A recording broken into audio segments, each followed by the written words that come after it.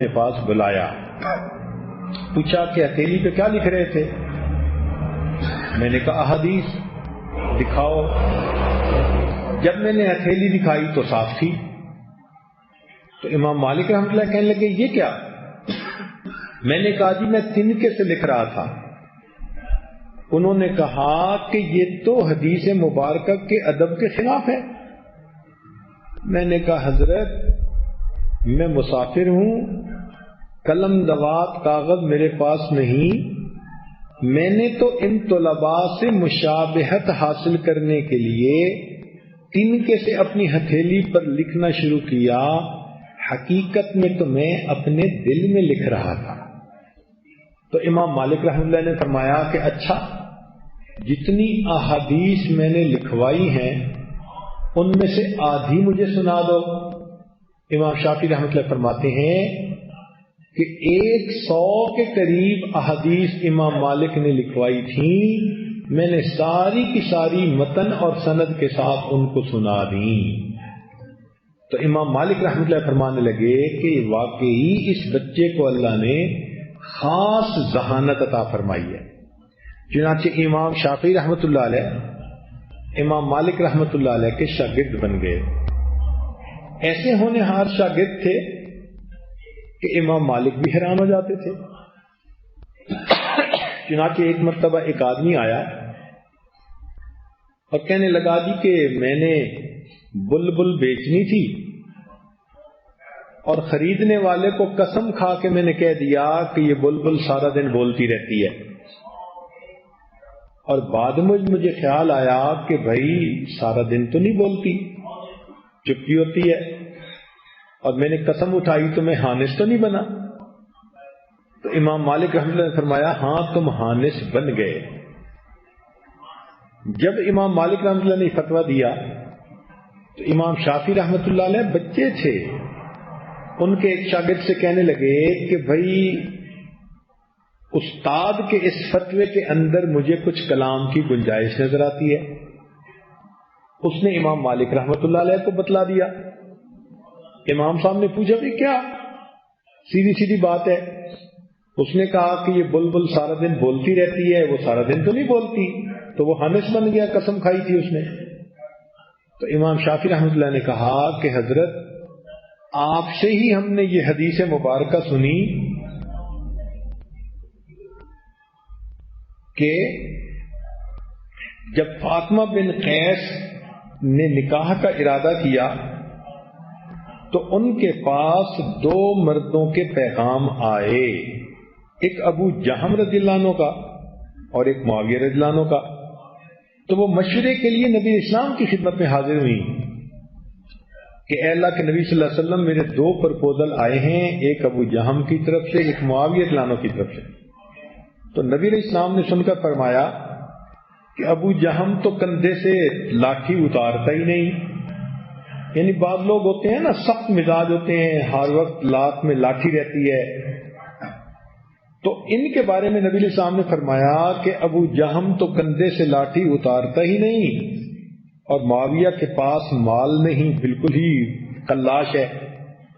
تو اب اس حدیث میں نبی علیہ السلام نے جو فرمایا تو یہ عرفاً بتلایا کہ ابو جہم کے پاس اکثر و بیشتر لاٹھی رہتی تھی، یہ مطلب نہیں تھا کہ لاٹھی کندھے سے اترتی نہیں تھی، نہ دن میں نہ رات میں، نہ سوتے نہ جاگتے۔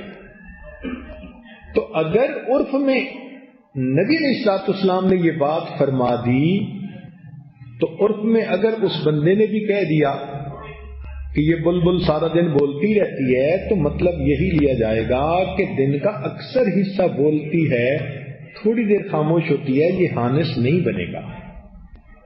تو امام مالک رحمۃ اللہ علیہ یہ بات سن کر حیران ہوئے۔ پھر جتنے دن یہ وہاں رہے انہوں نے علم حاصل کیا۔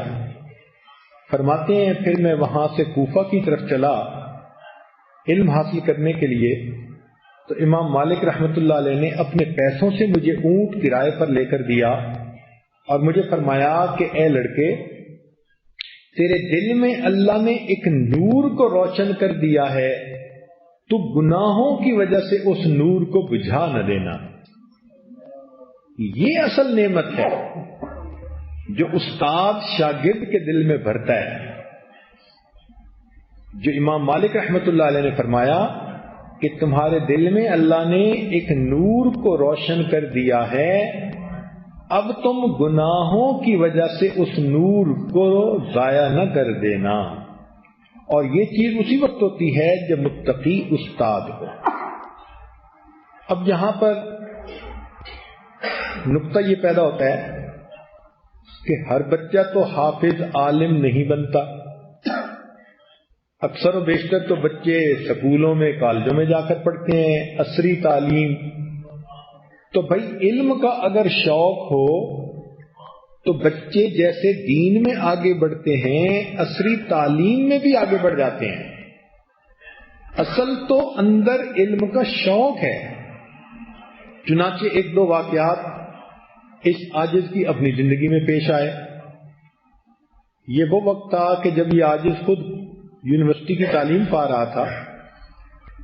ہمارے محلے میں ایک غریب آدمی تھا جس کو بڑھاپے میں اللہ نے بیٹا عطا کیا. شاید شادی کے کوئی 25-30 سال کے بعد اس کے ہاں بیٹا ہوا. اب بیٹا جب بڑا ہوا جوان ہوا تو ماں باپ دونوں بالکل ہی بوڑھے ہو گئے. بچے نے میٹرک کا امتحان دیا، اچھے نمبر پہ پاس ہوا. پوچھا ابو میرا آگے پڑھنے کو دل کرتا ہے. باپ نے کہا بیٹا میں بیمار ہوں، مزدوری کر نہیں سکتا، ماں بھی تیری بوڑھی ہے اور ہمارا کوئی سہارا نہیں، تو بہتر یہ ہے کہ تم پڑھنے کا شوق نہ رکھو، گھر کی بیٹھک کے اندر ایک چھوٹی سی کریانے کی دکان بنا لو. بچے نے دیکھا کہ واقعی بات تو ٹھیک ہے، تو اس نے گھر کے بیٹھک کے اندر کریانے کی دکان بنا لی. چند 100 روپے کا اس نے میٹیریل والد نے لے کر دیا جو رکھا. محلے والے چونکہ ان کی غربت سے واقف تھے تو ہمدردی کے طور پر ان سے چیزیں خرید لیتے تھے کہ ان کو کچھ نفع ہوگا، ان کے لیے گزارا ہو جائے گا. اب بچہ سارا دن دکان پر بیٹھتا، اللہ کی شان کام اس کا چلنے لگ گیا، حتیٰ کہ کچھ پیسے اس کے پاس جمع ہو گئے. اس کو پڑھنے کا شوق تو تھا ہی صحیح. اس نے FSC کی کتابیں خریدی. اب وہ فارغ وقت میں دکان پر بیٹھ کر FSC کی کتابیں پڑھتا. ایک دن اس کے والد نے جب دیکھا، اس نے کہا بیٹا تم پڑھتے ہو یا دکانداری کرتے ہو؟ تم کیا دکان پہ توجہ دے گو؟ لو جی، اب وہ دوسروں کے سامنے پڑھ بھی نہیں سکتا تھا، لہذا جب وہ شام کو دکان بند کرتا تو پھر باپ سے کہتا جی کہ میں نے دوستوں کے پاس کھیلنے جانا ہے، سارا دن بیٹھ بیٹھ کے تھک گیا ہوں. والد اجازت دے دیتا اور یہ بچہ کالج کے دوستوں کے پاس جا کر ان کے پاس بیٹھ کر پڑھنے لگتا. ان سے پوچھتا کہ پروفیسر نے کیا پڑھایا، تم نے کیا سیکھا، خود پڑھ لیتا. لو جی، اس بچے نے اپنے ماں باپ کی نظروں سے اوجھل ہو کر FSC کی پوری تیاری کر لی. اب امتحان دینے کا وقت تھا. اس نے رابطہ کیا ہم سے کہ میں نے پرائیویٹ تیاری کی ہے تو کالج والے تو میرا داخلہ نہیں بھیجیں گے.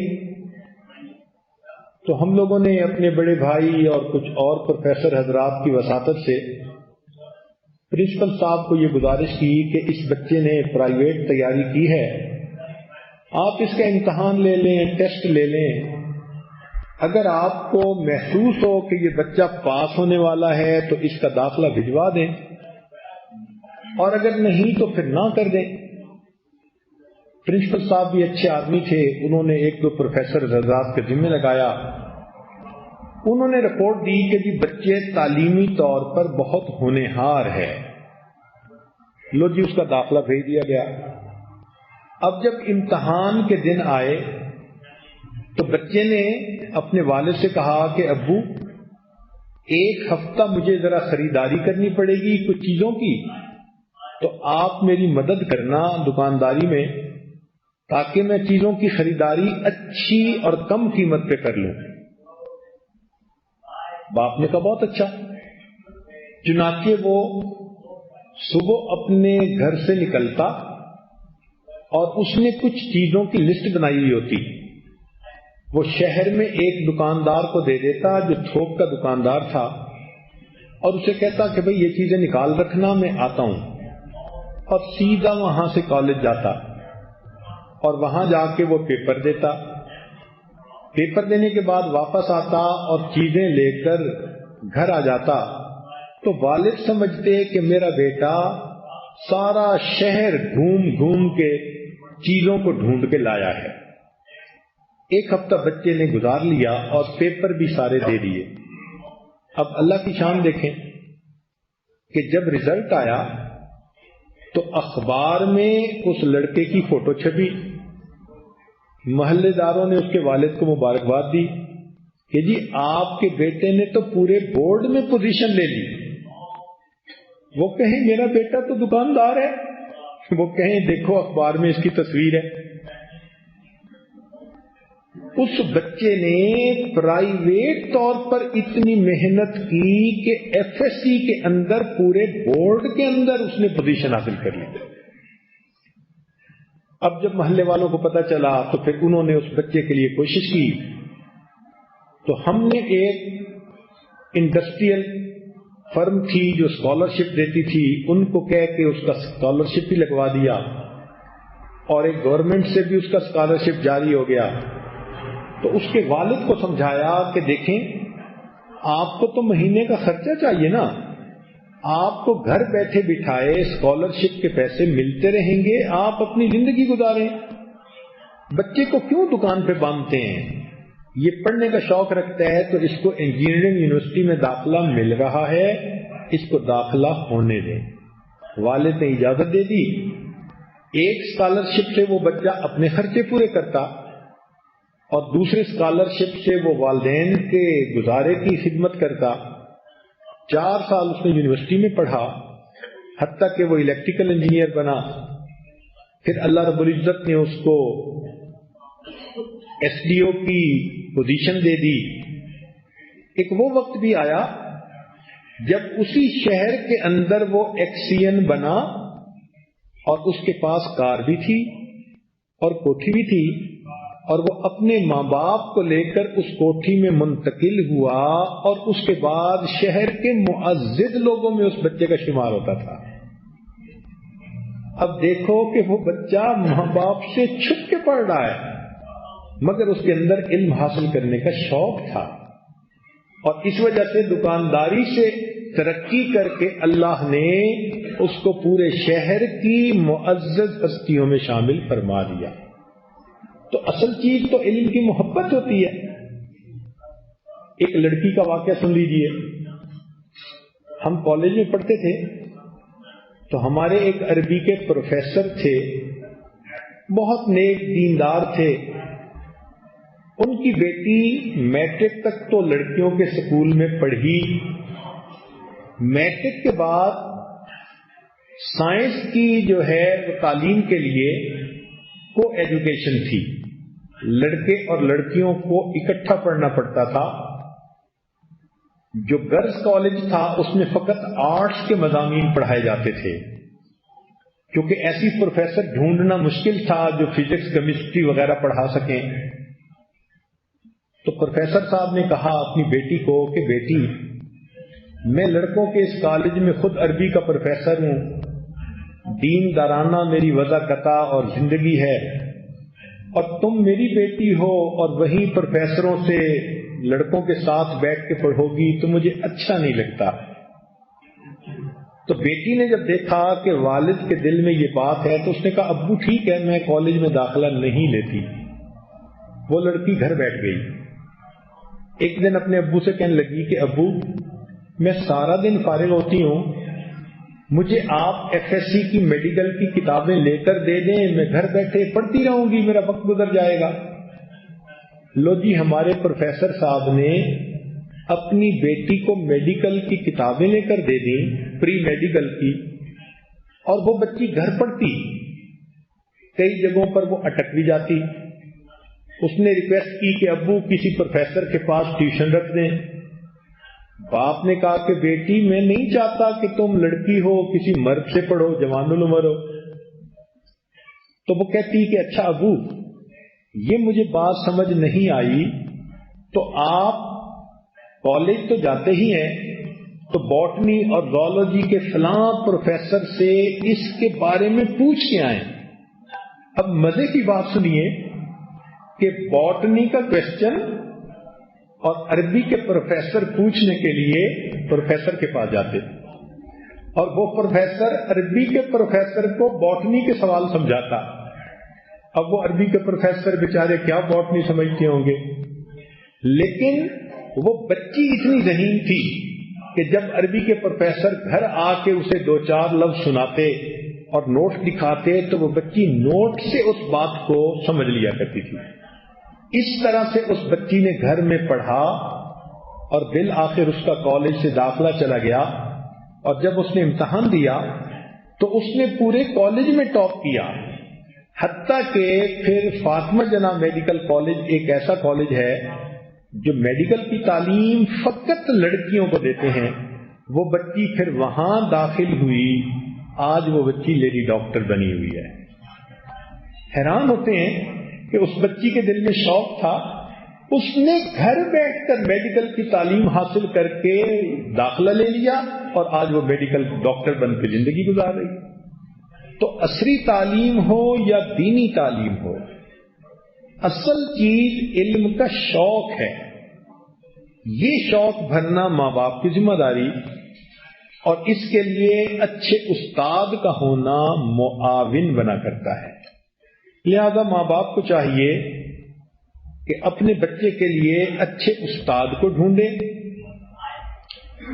اور اس کے پاس بچے کو تعلیم دیں، تو بچہ پھر علم کی نعمت کو حاصل آسانی سے کر لے گا۔ امام ابو یوسف رحمۃ اللہ علیہ ایک غریب باپ کے بیٹے تھے۔ بات بڑی مزے کی ہے، توجہ سے سننے والی ہے۔ ایک غریب باپ کے بیٹے تھے، بچپن میں والد کی وفات ہو گئی،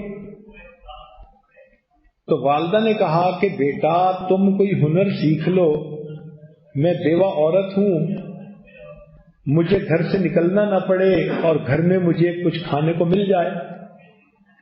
تو والدہ نے ان کو ایک دھوبی کے پاس بھیجا کہ وہاں جا کے کپڑے دھونا سیکھ لو۔ لو جی، بیٹا دھوبی کے پاس کپڑے دھونے کے لیے جا رہا ہے۔ راستے میں امام اعظم ابو حنیفہ رحمۃ اللہ علیہ کا گھر تھا اور ان کی وہاں مجلس ہوتی تھی۔ ایک دن یہ لڑکا، یعقوب نام تھا، بعد میں ابو یوسف مشہور ہو گئے، یہ اس مجلس میں جا کر بیٹھ گیا۔ تو اس کو امام صاحب کی باتیں بہت پسند آئیں۔ امام صاحب بھی بہت زیادہ فراست رکھنے والے تھے، انہوں نے بھی لڑکے کو دیکھ کر فوراً پہچان لیا کہ اللہ نے اس کو بڑی صلاحیتیں دی ہیں۔ انہوں نے پوچھا کہ بھئی کیا تعارف ہے؟ کہ جی والد فوت ہو گیا، اکیلی والدہ ہیں، اس نے مجھے دھوبی کے پاس بھیجا کہ کپڑے دھونے کا فن سیکھو۔ امام صاحب نے کہا کہ تم سارا مہینہ میرے پاس آیا کرو، اور جتنے پیسے دھوبی تمہیں دے گا اس سے زیادہ پیسے میں تمہیں دے دیا کروں گا، تو تم جا کے اپنی والدہ کو دے دینا، مقصد تو پورا ہو جائے گا۔ چنانچہ امام ابو یوسف رحمۃ اللہ علیہ نے بھی ایسا ہی کیا۔ اب یہ سارا دن تو امام صاحب کے پاس گزارتے، اور مہینے کے بعد تنخواہ کے پیسے لے کر اپنی والدہ کو جا کر دے دیتے۔ جب والدہ کو پیسے ملنے لگے تو وہ مطمئن زندگی گزارنے لگی۔ کئی سال گزر گئے، حتیٰ کہ یہ جوان العمر بڑی عمر کے ہو گئے۔ ایک دن والدہ کو پتہ چلا کہ میرا بیٹا تو کپڑے دھونا جانتا ہی نہیں۔ اس نے پوچھا بیٹے کیوں؟ اماں میں تو علم حاصل کرتا ہوں اور پیسے تو مجھے استاد دے دیتے ہیں، وہ میں آپ کو لا کے دے دیتا ہوں۔ تو ماں نے کہا کہ بیٹا تم کپڑے سیکھو، کپڑے دھونا سیکھو تاکہ تمہارے اپنے آمدنی کا ذریعہ ہو۔ چنانچہ امام ابو یوسف رحمۃ اللہ کی والدہ ان کو ساتھ لے کے امام اعظم رحمۃ اللہ علیہ کے پاس آئیں اور ان سے کہا کہ میرے بیٹے کو آپ نے پڑھنے پڑھانے پہ لگا دیا، بہتر تھا کہ یہ کپڑے دھونے کا فن سیکھتا۔ تو امام صاحب یہ سن کر مسکرائے اور فرمایا کہ دیکھو تمہیں خرچہ تو مل ہی رہا ہے، میں اس بچے کو ایسا فن سکھا رہا ہوں کہ جب یہ سیکھ جائے گا تو یہ پستے کا بنا ہوا حلوہ کھایا کرے گا۔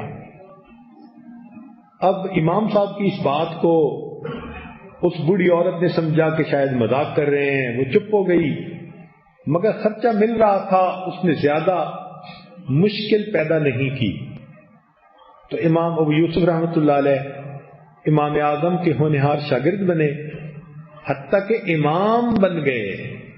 اور ایک وہ وقت بھی آیا جب وقت کے بادشاہ کو ملک کے چیف جسٹس کی ضرورت تھی، تو اس نے امام ابو حنیفہ رحمۃ اللہ سے مشورہ کیا، تو آپ نے امام ابو یوسف کو اس کے لیے تجویز کیا۔ چنانچہ امام ابو یوسف رحمۃ اللہ علیہ اپنے وقت کے چیف جسٹس بن گئے، پورے ملک کے چیف جسٹس۔ ہارون رشید ایک مرتبہ بیٹھا تھا تو کسی نے امام ابو یوسف کو کھانے کے لیے کوئی چیز لا کر دی۔ امام صاحب نے پوچھا کیا؟ تو ہارون رشید نے کہا کہ جو بندہ بھی چیف جسٹس بنتا ہے، کیونکہ اس کو دماغی کام کرنا ہوتا ہے، لہذا اس کو حکومت کے خزانے کی طرف سے کھانے کے لیے یہ چیز دی جاتی ہے، اور یہ ہم بادشاہوں کو بھی کبھی کبھی ملتی ہے۔ امام صاحب نے پوچھا کیا؟ کہنے لگا پستے کا بنا ہوا حلوہ۔ امام ابو یوسف رحمۃ اللہ فرماتے ہیں اس وقت مجھے بات یاد آئی، کلندر ہر چے گویت دیدہ گویت، کہ امام ابو حنیفہ رحمۃ اللہ علیہ کی فراست نے بچپن میں یہ پہچان لیا تھا کہ اس علم کی وجہ سے اللہ مجھے کن عظمتوں سے نوازے گا۔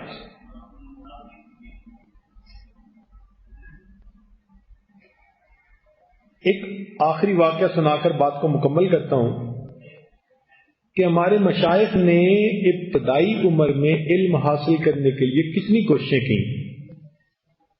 اندلس شہر میں ایک نوجوان ہے، 20 سال اس کی عمر ہے۔ اب 20 سال کتنی چھوٹی عمر ہوتی ہے، بچہ تو ابھی پوری طرح میچور بھی نہیں ہوا ہوتا۔ اس کے دل میں علم حاصل کرنے کا شوق ہے۔ اس نے اپنے شہر کے تمام علماء سے علم سیکھ لیا۔ پھر اس نے سنا کہ بغداد کے اندر امام احمد بن حنبل رحمت اللہ علیہ کوئی محدث اور فقیہ ہیں اور بڑے علم والے ہیں۔ اس 20 سال کے لڑکے نے نیت کر لی کہ میں ان کے پاس جاؤں گا اور علم حاصل کروں گا۔ اب آپ ماں ہیں اگر تو سوچیں کہ آپ کے 20 سال کا بیٹا بغیر اسباب کے اگر کسی دوسرے ملک جانا چاہے تو اس پر کیا گزرتی ہے۔ یہ اپنے گھر سے رخصت ہوئے، کہتے ہیں کہ میرے پاس بس تھوڑا سا خرچہ تھا اور میں ایک بڑے کشتی یعنی جہاز نما کشتی پر بیٹھ گیا، سمندر کا سفر تھا۔ اللہ کی شان کہ کشتی سمندر میں راستہ بھول گئی اور ہمیں جتنے دنوں میں پہنچنا چاہیے تھا اس سے دگنے دن لگ گئے۔ زیادہ وقت سمندر میں رہنے کی وجہ سے بیمار بھی ہو گیا، کپڑے بھی میلے کچیلے، حال برا، نہ کچھ کھانے کو نہ پینے کو۔ کہتے ہیں کہ بالآخر ہماری کشتی کنارے لگی، میں اترا، مجھے وہاں سے کئی 100 کلومیٹر پیدل سفر کرنا تھا۔ تو میں نے اتنے 100 کلومیٹر پیدل سفر کیا حتیٰ کہ میں بغداد شہر کے باہر پہنچ گیا، تھکا ہوا تھا، ایک درخت کے نیچے سو گیا۔ جب اٹھا تو میں بغداد شہر کی طرف جانے لگا. راستے میں ایک بندہ مجھے ملا تو میں نے اس بندے سے پوچھا کہ بتاؤ بھائی امام احمد بن حنبل کا کیا حال ہے؟ اس نے بڑی معنی سے نظروں سے مجھے دیکھا اور کہا کہ کیوں پوچھ رہے ہو؟ میں نے کہا کہ میں اندلس سے آیا ہوں، ہزاروں میل دور سے، ان سے علم حاصل کرنے کے لیے. یہ بات سن کے اس آدمی نے ٹھنڈی سانس لی اور کہنے لگا اے نوجوان، تیری یہ حسرت پوری نہیں ہو سکے گی، تو نے اتنے لمبے سفر کی خواہ مشقت اٹھائی. میں نے پوچھا کیوں؟ کہنے لگا کہ امام احمد بن حنبل سے وقت کا حاکم ناراض ہو گیا اور اس نے ان کو گھر میں نظر بند کر دیا. نہ وہ کسی مسجد میں جا سکتے ہیں، نہ وہاں درس دے سکتے ہیں، نہ کوئی بندہ ان کے گھر پہ جا کے ان کو مل سکتا ہے. لہذا تم تو علم حاصل نہیں کر سکتے. وہ کہتے ہیں کہ یہ بات میرے دل پر بجلی کی طرح گری، مگر میں شہر میں گیا، ایک سرائے تھی، اس میں نے ایک کمرہ کرائے پر لے لیا. ساری رات سوچتا رہا کہ اتنی مشقتوں کے بعد جب میں یہاں پہنچا تو امام صاحب سے ملاقات ہی ممکن نہیں. خیر آرام کر کے جب اٹھا تو میں نے لوگوں سے پوچھا کہ شہر میں کہیں کوئی درس حدیث ہوتا ہے؟ تو لوگوں نے کہا ہاں، جامع مسجد میں یحییٰ بن معین رحمت اللہ علیہ درس حدیث دیتے ہیں. وہ کہتے ہیں کہ میں عصر کی نماز کے بعد وہاں چلا گیا. انہوں نے تھوڑی دیر حدیث مبارکہ درس دیا. چونکہ وہ جرح اور تعدیل کے امام تھے، یعنی راوی جو ہوتے ہیں نا حدیث کے، ان کو پرکھنے کے امام تھے. بڑا علم دیا تھا اللہ نے ان کو اسماء اور رجال کا. تو انہوں نے سوالوں کے جواب دینے شروع کر دیے. میں اٹھا اور میں نے پوچھا کہ فلاں محدث کے بارے میں کیا کہتے ہیں؟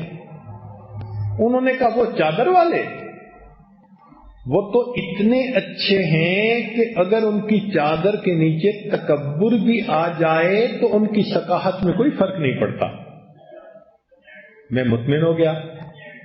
اب میں نے دوسرا سوال پوچھنا چاہا تو جو بندہ قریب بیٹھا تھا اس نے کپڑا پکڑ کے کھینچا.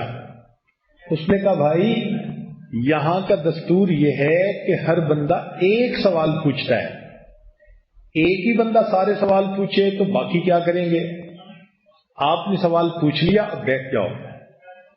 تو کہنے لگے کہ میں نے رونی صورت بنا کے منت سماجت شروع کر دی اور کہا کہ میں مسافر ہوں، میرا حال آپ لوگ دیکھتے ہیں، اتنا لمبا سفر کر کے آیا ہوں اور مجھے مجلس کے آداب کا پتہ نہیں تھا، ورنہ تو میں وہی سوال پوچھتا جو میں نے پوچھنا تھا. مجھے اجازت دے دیں. جب میں نے منت سماجت کی تو لوگوں نے کہا اچھا پوچھو. تو کہنے لگے میں نے یحییٰ بن معین رحمت اللہ علیہ سے پوچھا کہ آپ امام احمد بن حنبل کے بارے میں کیا کہتے ہیں؟ کہنے لگے میری یہ بات سن کر یحییٰ بن معین رحمت اللہ نے سر جھکا لیا، تھوڑی دیر خاموش رہے، پھر سر اٹھا کر کہنے لگے کہ امام احمد بن حنبل تو امام المسلمین ہیں. جب میں نے ان کی زبان سے یہ لفظ سنا تو میرے دل میں شوق بڑھ گیا کہ میں امام احمد بن حنبل سے ضرور حدیث پڑھوں گا، لیکن پڑھوں گا کیسے، اس کی کوئی صورت نہیں بنتی تھی. کہنے لگے کہ میں گھر واپس آیا تو راستے میں نے ایک بندے سے کہا کہ مجھے امام احمد بن حنبل کا گھر بتا دو. اس نے کہا پولیس پکڑ لے گی. میں نے کہا کہ چلتے چلتے آنکھ کے اشارے سے بتا دینا، میں سمجھ جاؤں گا، ہم چلتے رہیں گے. اس نے مجھے امام احمد بن حنبل رحمت اللہ علیہ کے گھر کی نشاندہی کر دی. فرماتے ہیں میں اپنے کمرے میں واپس آیا، ساری رات سوچتا رہا کہ امام احمد بن حنبل سے میں علم کیسے حاصل کروں. کہتے ہیں کہ رات میں نے ایک پلاننگ بنائی. چنانچہ اگلے دن جب میں صبح اٹھا تو سر پہ بھی پٹی باندھی ہوئی تھی اور ایک گھٹنے پہ بھی پٹی باندھی ہوئی تھی. اور ایک لکڑی میں نے ہاتھ میں لے لی اور ایک کشکول بھی پکڑ لیا، جیسے کوئی معذور بندہ سوالی ہوتا ہے، فقیر ہوتا ہے، مانگنے والا، اور باہر نکل کے میں نے کشکول پھیلا دیا اور کہنا شروع کر دیا اجرکم اللہ۔ اس زمانے میں جس فقیر نے سوال کرنا ہوتا تھا تو وہ کوئی اور لفظ نہیں کہتا تھا، اتنا کہتا تھا اجرکم اللہ، تمہارا اجر اللہ کے ذمے، اور لوگ اس کے کشکول میں کچھ ڈال دیتے تھے۔ کہتے ہیں میری شکل بھی ایسی بنی ہوئی تھی، کمزوری تھی، کپڑے بھی پھٹے پرانے سے تھے، اور میں نے پٹی بھی باندھ لی تھی دکھانے کی خاطر۔ لوگوں میں سے کوئی میرے کشکول میں کوئی کرنسی ڈال دیتا، اور میں سارا دن شہر کے اندر بھیک مانگتا پھرا۔ جب عصر کے قریب وقت ہوا، جب ذرا آمدرفت لوگوں کی کم ہوتی ہے، تو اس وقت میں امام احمد بن حنبل رحمۃ اللہ کے دروازے پہ گیا اور میں نے پورے زور سے کہا اجرکم اللہ۔ امام صاحب نے دروازہ کھولا اور ان کے ہاتھ میں کوئی سکہ تھا جو وہ دینا چاہتے تھے۔ میں نے ان کو دیکھتے ہی کہا امام صاحب میں پیسے کا سائل نہیں، میں حدیث کا سائل ہوں، میں نبی علیہ السلام کی سنتوں کو جمع کرنے والا ہوں، اور میں آپ سے علم حاصل کرنے کے لیے اس طرح سے پہنچا ہوں، کوئی اور صورت مجھے نظر نہیں آتی تھی۔ امام صاحب نے کہا لوگ دیکھیں گے تو تمہیں بھی سزا ملے گی، مجھے بھی مشکل بنے گی۔ میں نے کہا حضرت میں اسی طرح بیکاری کی شکل میں آپ کے دروازے پہ روز آؤں گا اور صدا لگاؤں گا، آپ دروازہ کھول دیا کرنا، اگر کوئی بندہ دیکھنے والا ہو تو سکہ ڈال دینا، نہ دیکھنے والا ہو تو ایک دو حدیثیں سنا دینا، میں سن کے یاد کر لیا کروں گا۔ لوگ امام صاحب تیار ہو گئے، کہتے ہیں کہ پورا سال میں شہر کے اندر بھیک مانگتا رہا، لوگ مجھے بھکاری سمجھتے تھے، میں لوگوں کی طرح طرح کی نظریں برداشت کرتا تھا، مگر شام کو میں اپنے استاد کے دروازے پر پہنچتا اور جب اجرکم اللہ کہتا تو امام صاحب دروازہ کھولتے، لوگ ہوتے تو سکہ ڈال دیتے، نہ ہوتے تو مجھے کچھ حدیثیں سنا دیتے، میں ان کو زبانی یاد کر لیتا۔ ایک دفعہ سننے کے بعد ایک سال میں نے کئی 100 حدیثیں ان سے یاد کر لی۔ اللہ کی شان کہ اس دوران حاکم فوت ہو گیا، نیا حاکم جو تھا اس کو امام احمد بن حنبل رحمۃ اللہ علیہ سے بڑی عقیدت تھی، اس نے حضرت کی نظر بندی بھی ختم کر دی اور مسجد میں ان کا درس حدیث بھی شروع کروا دیا۔ جب پہلے دن امام احمد بن حنبل رحمۃ اللہ علیہ مسجد میں درس کے لیے آئے تو کہتے ہیں کہ میں بھی انہی پھٹے کپڑوں میں آپ کے سامنے آ کر ذرا دور بیٹھنے لگا۔ امام صاحب کی نظر پڑی، فرمایا لوگو اس بچے کو میرے قریب آنے دو، علم کا اصل طالب تو یہی انسان ہے۔ ایسے بھی ہمارے لوگ گزرے، 20 سال کی جوانی کی عمر شہوات کی عمر ہوتی ہے، شہوانی مستانی نفسانی زندگی گزارنے کو جی چاہتا ہے۔ یہ اللہ کا وہ بندہ اس ابتدائی جوانی میں سارا دن بھیک مانگتا ہے، شام کو میں اپنے استاد سے 2-3 حدیثیں پڑھ لوں گا۔ سبحان اللہ، یہ علم کا شوق بھی عجیب چیز ہے۔ کل قیامت کے دن جب علماء کھڑے ہوں گے، اللہ تعالیٰ پوچھیں گے تم نے میرے دین کا علم سیکھنے کے لیے کیا کیا؟ اصحاب صفہ کھڑے ہوں گے، اللہ جسم پہ کپڑے پورے نہیں ہوتے تھے، نبی علیہ السلام تشریف لاتے تھے، ہم ایک دوسرے کی اوٹ میں ہو جاتے تھے، میرے آقا کی نظر میرے بدن پہ نہ پڑ جائے۔ اس سال میں ہم نے علم پڑھا، وہاں یہ نوجوان بھی کھڑا ہوگا، اس کا نام تھا بقی الدین ابن مخلد رحمت اللہ علیہ۔ یہ علم حاصل کرنے کے لیے بھیک مانگا کرتا تھا۔ اللہ تعالی ہماری اولادوں کو بھی علم کا شوق عطا فرما دے اور ان کو دین کے علم سے بہرہ ور فرما دے۔ تو بچوں کو دین پہلے پڑھانا چاہیے، پھر بھلے پوری زندگی جو عصری تعلیمات ہیں، انگریزی تعلیمات ہیں، وہ پڑھتے رہیں۔ ان تعلیمات کا پڑھنا بھی کوئی برا نہیں۔ حضرت تھانوی رحمت اللہ علیہ نے لکھا ہے کہ جس علم کی وجہ سے کافر مسلمانوں پر غالب آ سکتے ہوں، اس علم کا پڑھنا مسلمانوں پر واجب ہوتا ہے۔